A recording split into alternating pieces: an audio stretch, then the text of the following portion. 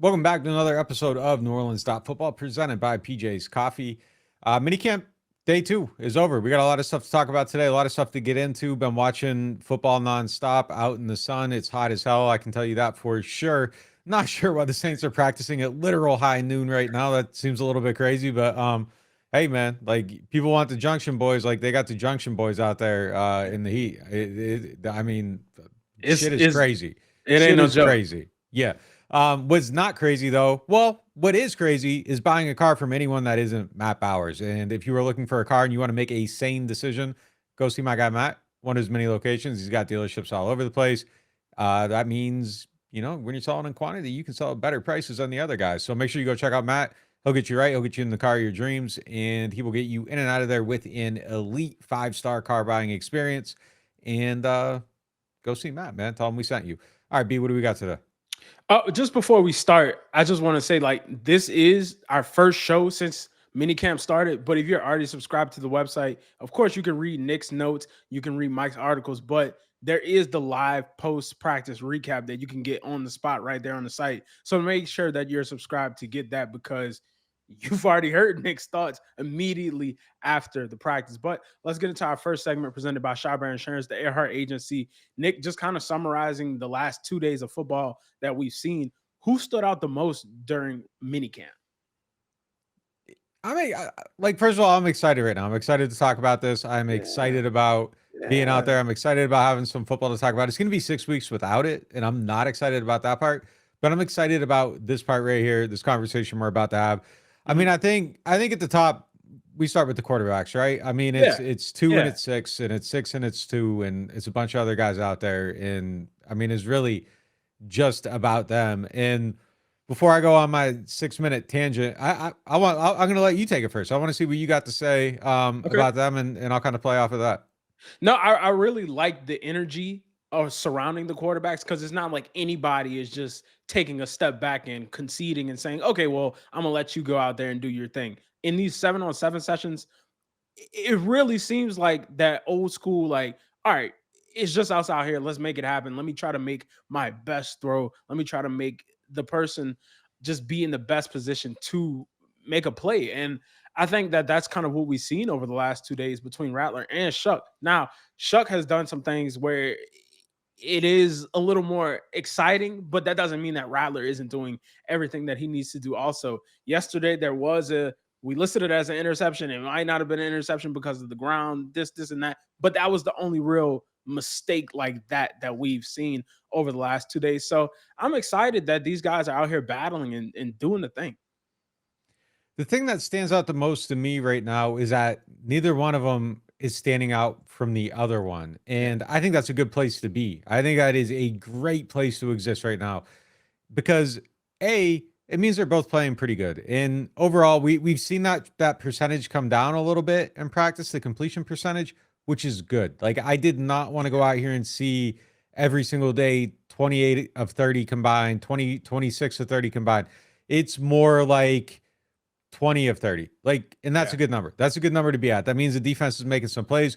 We saw Kool-Aid make some plays today, which was huge. It's something that before we came into minicamp, I said, I want to see him make some plays. I want him to force me to notice him. He did that today. He looked great in a red zone period, had 2 broken up passes, back-to-back plays, looked good, looks good covering. Okay, a little bit of sigh of relief there. We'll see going forward. I still have questions about the secondary as a whole, but that's a good first step. But right now, Shuck and Rattler to me look about equal. And I think we could have very easily sat here and said, not talked to each other at all, walking off, jumped on camera and said, hey, who had the best day? Write it down on a piece of paper and then reveal it. And we might have Yeah. both had different names. And I wouldn't have been able to be like, what? Like I think either way Yeah. that it went, you'd be right in your answer. I think Rattler looks really good executing when he's on. I think he looks good attacking the seams. Had a really nice pass up the seams today to Chris Olave for a touchdown. Looks good. Looks in command overall. Almost threw a pick today. That's concerning. Threw a pick yesterday. That's concerning. So overall, these 2 days, if I'm forced to pick a winner of the two, I'm giving it to Shuck. But I think it's really a split decision, and that's a good place to be. But I say it's a good place to be because it's close right now in Yeah. minicamp. What happens 6 weeks from now? Like you have a guy that's very new to a system, is learning it, is getting the timing down with all the receivers. You see the timing improve. You see his processing improve. If he keeps improving at this rate in camp, I am maybe a little bit marginally excited about the possibility of what he's going to be by week one. I think. Why just I think there's marginally though with that amount of time? because I got to see it. Okay. And I got to see it against a defense that isn't the Saints. Like I got to see a lot. Right. I Okay. you know, Okay. there's been a lot of optimism over the last couple of years over different things. This is going to work. Yeah. That's not going to work. You know, and you know, I've come to realize like I why respect it. people Yeah. have a certain tone when they cover certain teams, and it's like I get it now. Like I understand. I'm never going to be that cynical. Like I'm always going to be a guy that kind of looks at things about like how can it work, but Yeah. there's that little bit more elevated pause I think within some things. But I'm excited, and you know, I kind of feel like if he continues to improve on the day by day by preseason week one, I think it's decided. I really do. But there's a chance it doesn't, and even if it stays flat and stays the same, I think there's a real chance the Saints don't have the worst quarterback in the league week one. I mean, like I feel like that's where I'm at right now after seeing these practices. I think there's a chance they possibly do not have the worst quarterback in the league. And I don't know what that means, but they don't have a win on their resume right now. So that's at least like a elevated starting spot and then kind of go from there. But you know, I'm encouraged by Shuck's process and I'm encouraged by Rattler's maturity and growth. Yeah. Both guys are battle tested. You kind of see it. You kind of see two guys that have fought their whole lives to kind of get here. They don't seem to be rattled by their mistakes. They aren't afraid to let it rip. They understand what it takes. And man, I just enjoy it. Like I enjoy the hell out of going out there and watching these two young guys go at it.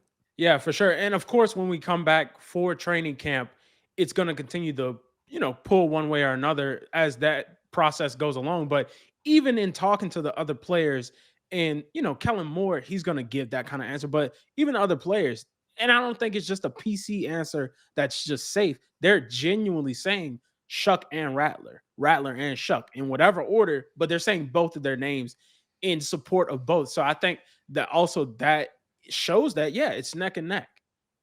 Yeah, I think it is. I mean, it definitely is. I mean, the numbers are what they are. They, they're kind of attacking the field similarly. I will Mhm. say that, I think where Rattler has a big edge is just kind of on rhythm. I mean, I think a lot of stuff for him is happening quicker on rhythm. There's a Yeah. lot of plays where Shuck ends up rolling out, and I think that's his game, and I don't really have a problem with it. But in 7-on-7, I don't know, like there's something a little bit more optically appealing about a quick pass coming out, 1, 2, 3, 4, 5 step drop, back foot hits, boom, Olave up the seam, touchdown. Yeah. Like there's there's kind Yeah. of just it kind of just feels It's in like rhythm. all Yeah. right, yes, Yeah. yes.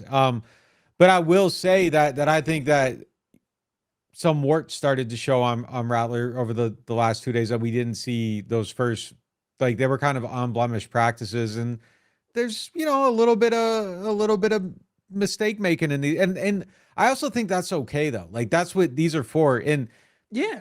you like people get and we're in this as well Yeah. because we literally make throw charts of practice. Like we are over Yeah. analyzing the Yes, shit we out of are. We everything. are.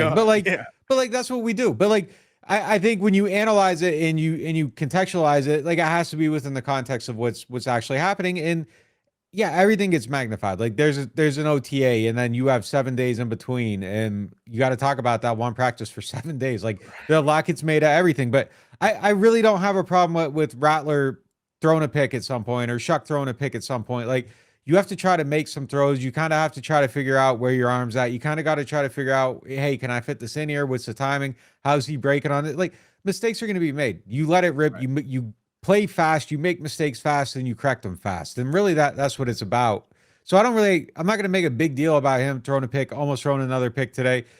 One of them was my charts inside. One of them was the Brandon Cooks. That's a new player. That's new timing. New That's new chemistry. speed. Yeah. That's a new yeah. So I mean, that's not a big deal to me. I really do. I feel like it's a coin flip right now. And the coin, do you see it the same way? Like the coin flip element to me makes it exciting because it exciting. means Yeah. It means the Exactly. newcomer is keeping Yes. pace with the guy that's been here for a year. Yes, yes, it definitely is exciting. And even you talk about how Rattler almost threw another pick today, and he threw the one yesterday, and you brought up how Kool-Aid has showed out. This also tells me that maybe the defense will be together once they all get everything together. Because it isn't like the first team offense is going against the scout team defense. These are good on good, starter on starter. So to see that is pretty encouraging that even they're making plays because there's a whole nother side of the ball. I know we're talking about the quarterbacks right now, but that's important to see also. But yeah, I definitely do feel like as a coin flip, like, hey, right now these two guys are what and what. I Real just quick, really like, thought of yeah, go ahead, go ahead. no, you're good. You're good. So the one thing I will say though too is I think the way I'm kind of phrasing everything is almost a little bit unfair to Spencer too. Like Spencer is the flip side of this, it being neck and neck, is that Spencer Rattler is keeping pace with the 40th pick in the draft. Like he's also playing at a level maybe arguably a step ahead on some days, at least even. Like it's an even battle with a guy that was the handpicked quarterback that was the 40th pick in the draft. Now, granted, he has a year of experience, but this is a guy that's a year younger than his counterpart too. So it's not like he can't go away, take all the stuff he has, practice and try to sharpen up his edges and Yeah. all that stuff on spots where there's dull Yeah. spots and come back and be better. Like we saw him just do that from the last game to the first practice this year. So there's going to be a sharpening up process for him as well. And I think the way I was saying it before is a little bit dismissive of his ability. And I don't mean it that way. Yeah, I mean I shouldn't be talking about Spencer like he's standing still. Like he's an improving player as well, which it's a good place to be, man. I think these two Right. are gonna push each other like really, really far. The rapid improvement of Shuck though is something that is standing out to me. It just Yeah. is right now.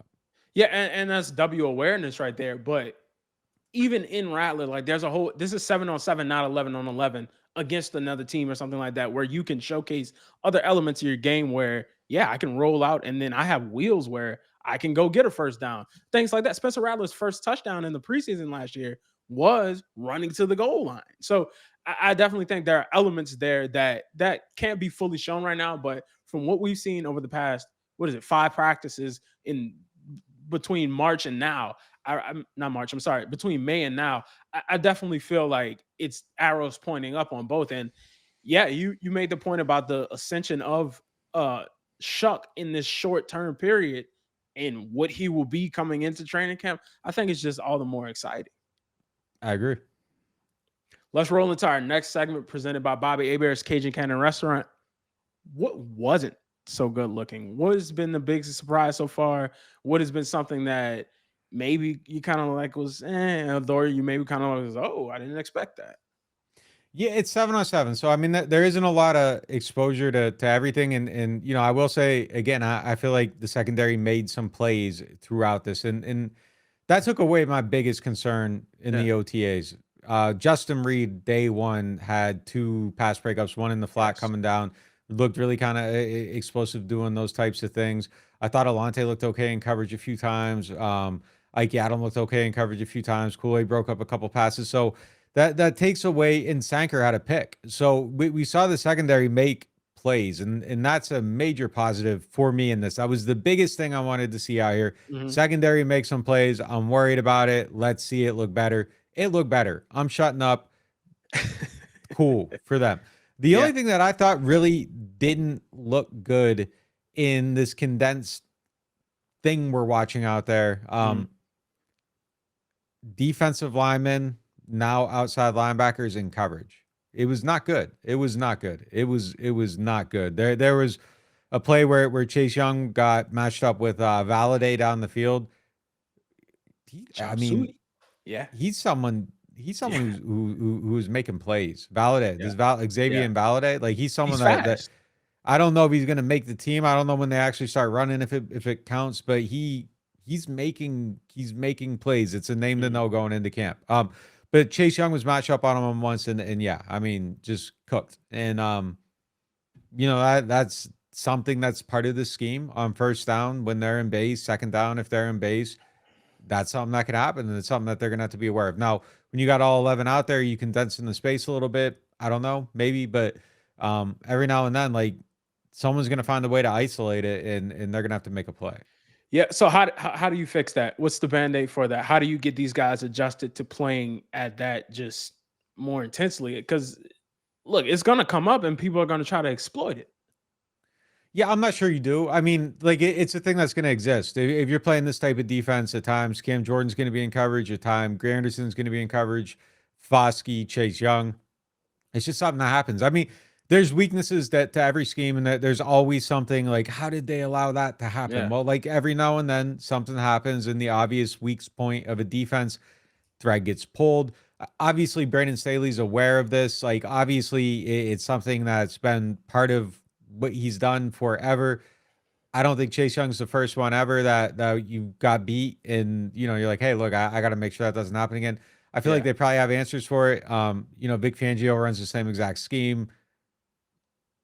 I think over time you probably get players, but like Bosa plays in this, and it worked. So I think there's got to be ways to minimize it somehow, but it is something that exists, and you have to make sure, hey, look, I know this can happen, and I gotta have an answer for it if it does.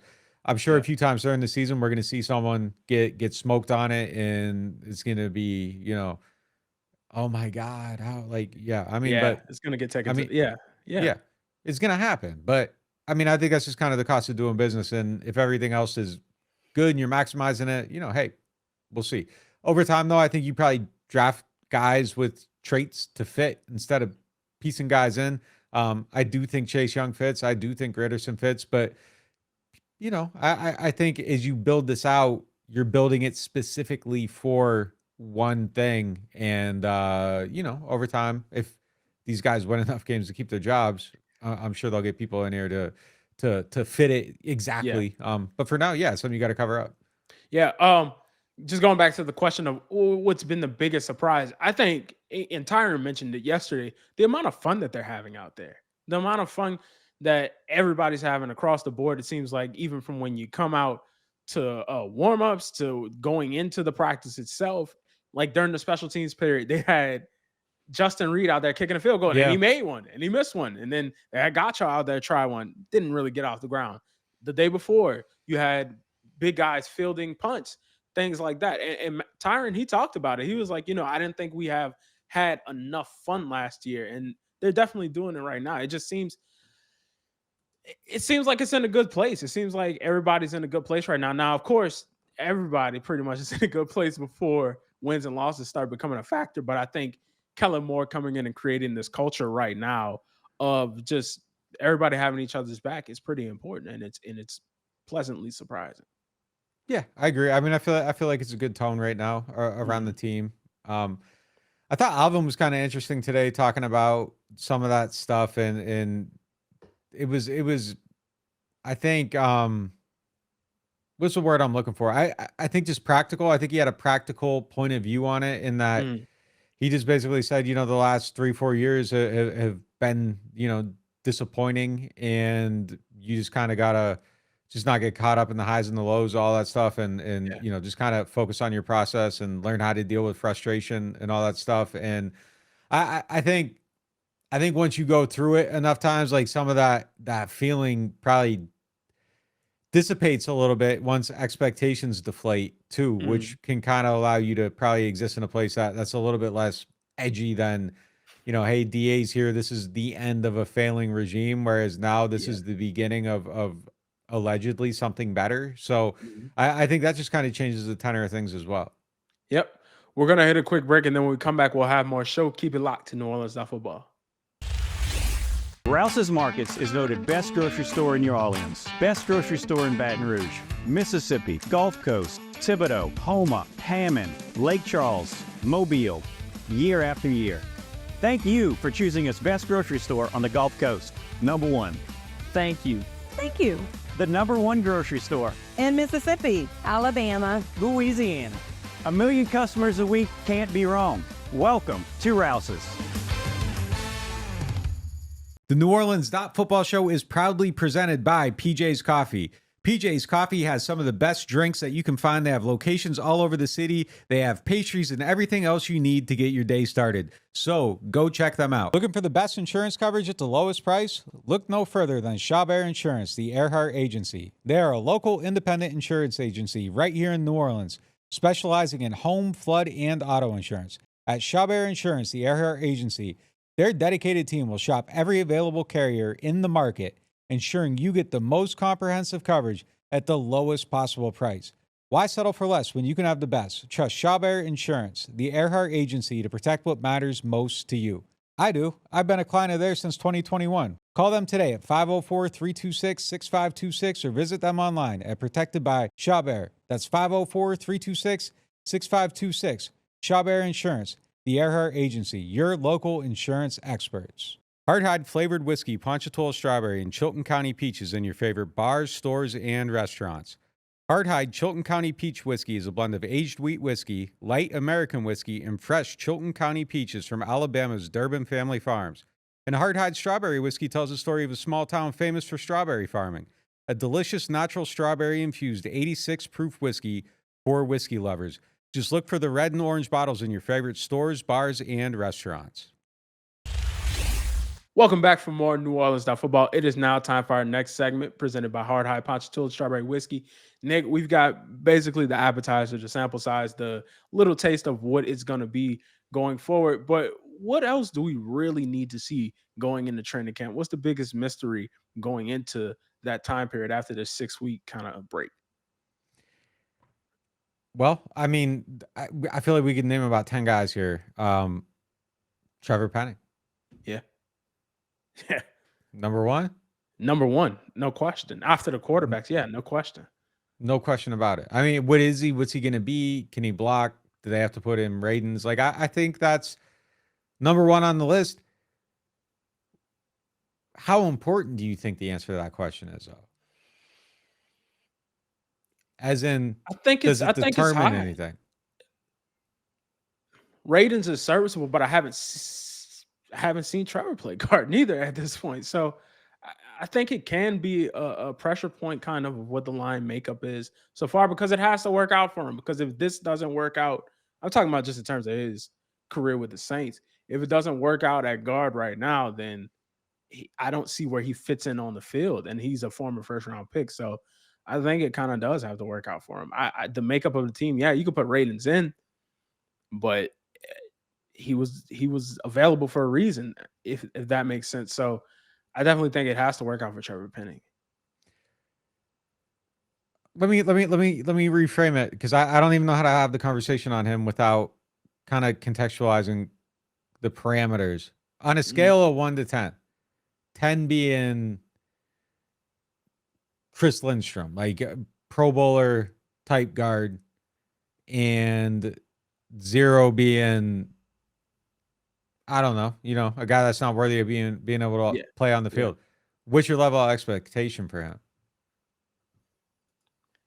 Just on his raw talent and ability, and now his confidence seeming to be higher, and him talking about how he's done a lot of off-field work and worked with Charles Bentley's of the world. 6.57. Oh, okay. All right. High. Yeah, it's kind of high. It Like, might my be level foolishly high, but yeah, it's high. It's not foolish because it's undefined. Like, it can be anything. It can be, it's just, what do you expect? And we'll find out. You can expect anything and something delivers or it doesn't. Like, my level of expectation for this F1 movie that Apple's been hyping for 7 months is like a 10. Like, and it might come in at a 3. Yeah. No, don't say that. Don't say that. I'm just saying, I don't know. I don't know what it's going to be, so the level of expectation is whatever you're setting it at when you're watching it. Are you getting excited or not? My level of expectation is serviceable. It's a Netflix movie and it's disposable. Like that's my level of expectation going into this Trevor Penning season. So for me, it's like, if he doesn't hit, you throw Radens in there, and I'm really looking at Banks. I'm really looking at Fuaga. I'm really looking at McCoy. Right. And if those guys hit, great. I feel like the thing for me with Trevor is I'm coming in where it's like, it's either him or Radens and whatever. Like, I think you're okay if all the other things work out. And I think there's room just for oh, damn, that was really good. I wasn't expecting that. Like, Mhm. Get Out, was not expecting any, like the preview was terrible. You go in and watch it, and it's like, this movie was awesome. And it's because you had no expectations. Like, Yeah. Hangover had no hype. You go in, you watch it, and it's like, wow, that movie was great. And then there's Yeah. expectations on the second one. And it's like, it's just okay. Like, but I'm going into this like thinking if he can play, like that's awesome. I'm not expecting thriving. I'm not expecting him to elevate anything. But if he does, like that's great. But that's the biggest mystery right now. And I can understand even, thinking, hey, big ass dude can run in space, 6.7, 6 to 7 expectation level. That's not crazy to me. I'm just so like I've said it before. I'm probably the most unreliable narrator on Trevor Penning there is because I just don't. Every time I'm just like, I don't know, man. Like I don't like I don't Because know. I that's don't what think this he's is gonna been so work. far. Yeah, that's what he's been so far. But what would you rank his season at tackle last year? Because he Out of played all those games out of 10. Out of 10, where would you give it a score of? like a 4.5. A 4.5. Yeah, like a little below average. And I think what went into my score of that 6.5 to 7 is Mike and I, we talked about it on the previous show. There's another addition of Banks, who is another person that people are going to hone in on. I mean, we're going to do it. Let's see what he's going to do. Let's see how he hits. Let's hone in back on Fuaga now that he's on the right. Let's see where he fits in. Let's see how he hits. And Penning is now third on that rung on that ladder of like being really honed in on looking at his performance each snap. So I think having that distance from being the guy that the Saints traded up to get will help him in keeping his confidence high. And your confidence high does not automatically equate to your on the field product, but it can't hurt it. Yeah, to your point, like I think he's created a ecosystem conducive possibly to his success by having some level of I got on the field and it wasn't a disaster. It was okay. Mm-hmm. And I mean, you can't go up for like he's at least built a baseline of serviceability. Yeah. So yeah, I mean, to your point, like I agree with that. Like I think there's room. I just I don't know. I don't know what to expect from him. Like no, you can keep going. no, that's all I got. I don't know what to expect from him. And it is fair at this point for both of us to just go with that answer. I don't know because it's too early. We haven't seen anything. All we've seen them do is, work on air. Like we haven't seen them really go against anyone in a one-on-one setting. So once that comes, then now when them pads go on during training camp and we see kind of how he blocks and then we see how the line as a whole blocks together, then we'll be able to make a really, really kind of more clearer picture. But as of right now, it's just, hey, is he going to be the guy that he was year 2 where it was looking very, very bad? Or is he going to be year 3 and compound on that and make some strides and improvements in this new position? It's the biggest mystery going into training camp, no question. I think what we're going to see, we're going to go out there in camp, and during camp, a lot of the O-line stuff is isolated. And when they're doing these like one-on-ones or two-on-twos, we're going to see some absolutely terrifying shit. Like I think he's going to get smoked just like the way he did last year. And then it's going to probably get out on the field if he holds on enough throughout camp. I think part of the reason he played last year is because A, there wasn't another answer. Yeah. And B, they were kind of committed to trying to find out if he could play or not. I don't know that that's still the case because Radens is right there and he's at the end. Like if he doesn't play, so what? So be it. It's already lost. So the question is does he play well enough to hold on to the job? Let's say he does. Like he's okay. I still think we're going to see some terrifying stuff in camp, and then you're going to get into a game and they're going to have a plan, and you would see him between McCoy between McCoy and between Fuaga, and like they'll have a plan for it and it'd probably look okay. Like it'd probably be serviceable again. I think you get to that 4.5, 5 out of 10 with him at that spot, and there's room for going up. But I think when we see him in camp, there's going to be a crisis of confidence for us watching him, and we're going to be sitting here being like, man, I don't know. Like, and we're going to find out. But I think he can be serviceable. I think he can play. The question is there a way for him to find a way to thrive at least a little bit, at least within whatever Trevor does? And to be determined. I think next on this list for me is just in general, name them, add them all together, put them all the pieces together. Pass rush. Yeah. Do they have one? You paying for one? You're definitely paying for one. So, do they have one is another big mystery because you paid Chase Young. You brought back Saunders. You brought back Shepard. You've added pieces. You've done things to say, hey, we're going all in. So yeah, definitely that is a huge question. Yeah, it's the biggest question on probably the roster. Like other, it's a determining factor. I don't know what to think of I don't know what to know of the defense in general. I think I'm worried. I think I'm more, and it's insane because I don't have a quarterback answer, but I might be able to make an argument for being more worried about the defense than the offense at this point. Last year, it was, okay, Granderson had a good year coming back, seeing how he improved on that. Chase Young, he was just coming off surgery, so he was on the shelf. And then when they took him off the shelf and had him on that pitch count and he came in and he wrecked shop in California those couple of days, it gave you something to be excited about. He played Against the entirety against Penning to make it and a rookie tackle on the wrong side of the line. Yeah. Yeah, exactly. And so now going into this year, after he's played an entire season, has gotten paid, the excitement and the shine isn't really there like it was last year. So you don't know what it's going to be this year. Yeah, you're right. It's fun. No, man, we were hyped. Like all of us, we were all hyped about seeing him. Like he looked incredible in those practices. Yeah. And then it's like you get some time and distance from it, and it's like, well, I kind of get it now. I understand why I looked like that. Right. Yeah, I mean that's something that I think we got to be careful not to. Like if it happens again, I think that's another thing that's going to happen again, and we just, it's just one of those things. But yeah, I'm worried about it overall. I don't know how they're going to generate pass rush. Maybe Staley can cook it up. I still, I don't feel like there's this like massive improvement in coaching talent on the defensive side of the ball. It's probably very similar, just dealer's choice. I think the last system ran its course and wore itself out, and you don't have player buy-in. So just having player buy-in in the new system, even if it is equal, would elevate this one over here. So let's just say that there's a slight tick in coaching on the defensive side of the ball. I don't know that it's enough to kind of just overcome all that had ailed it in kind of a lack of talent a little bit. Whereas on offense, I feel like the uptick in coaching is like massive. Like I feel like it's a massive supercharged thing, like to where even if you take the quarterback out of it, who hey, it might be one, it might be the other. Don't we all wish we had employees that would give back $30 million because they're good people? But yeah, look, I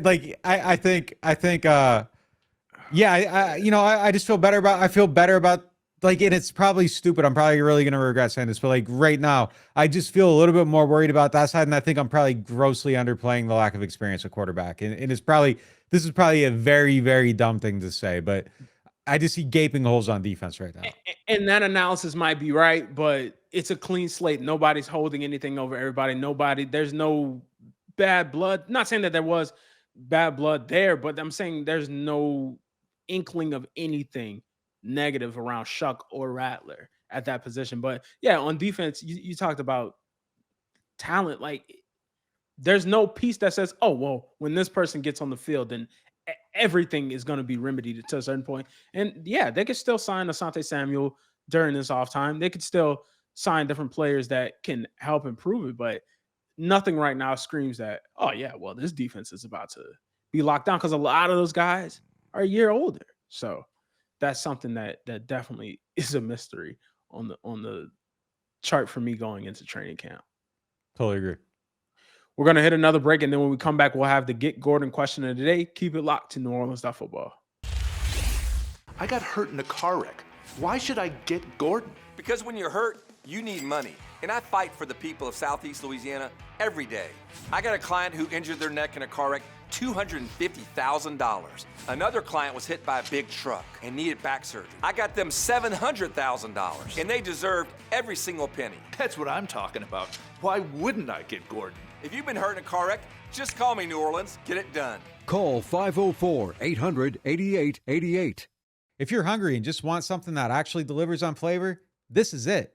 Bobby Hebert's Cajun Cannon Restaurant just dropped some new menu items, and they're legit. The Philly cheesesteak po' boy is loaded up right, and the Philly pasta brings the same flavor, but in a new way. And don't skip the fried green tomatoes. Crispy, and that crawfish sauce is no joke. Open every day, delivering late. Bobby Hebert's Cajun Cannon Restaurant. Delicious food, superior service. Attention Saints fans, don't let pests and termites invade your home field.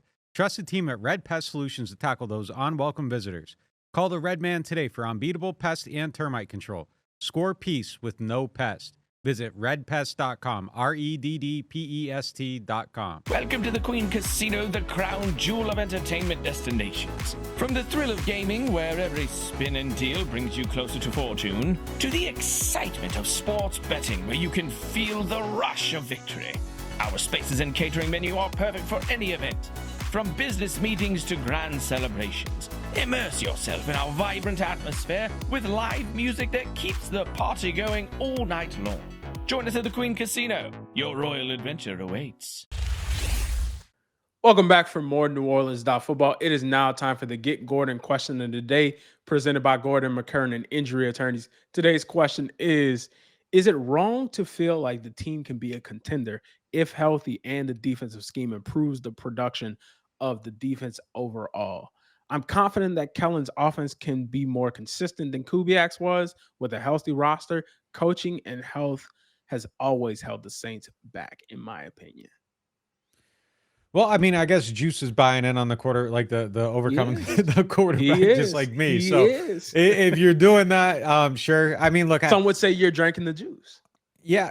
There you go. I don't believe in that. Like I said it, and I don't believe in it at the same time, but I also believe in it a little bit. And I don't know. I guess it's just one of them June things where you can be like, oh, this is gonna be okay, and it probably won't be. Like odds are it won't be, because young quarterbacks just struggle in general. Like year one, it probably isn't gonna be good enough. But look, I mean, could you get like a Bo Nix thing? Is Kellen Moore that type of coach? Is Nussmeier that type of coach? Tolzien, like, can all those guys get one of these guys there? Maybe. So let's say okay to that.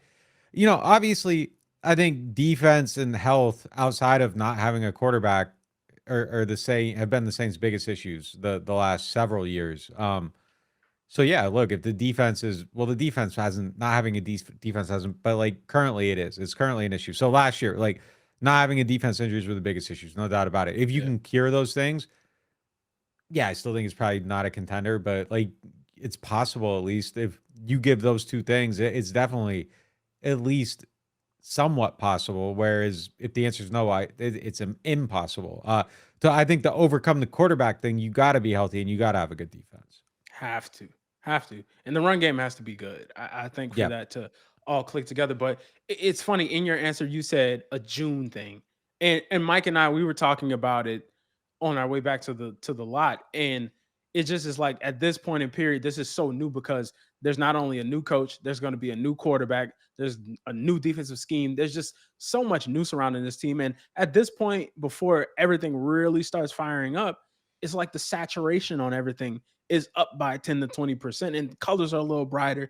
Things just seem way more than probably they are. And that's just what the situation is, because it is a time where there is no wins and losses right now. You're just coming off the draft, adding new pieces. You're excited to see the new pieces.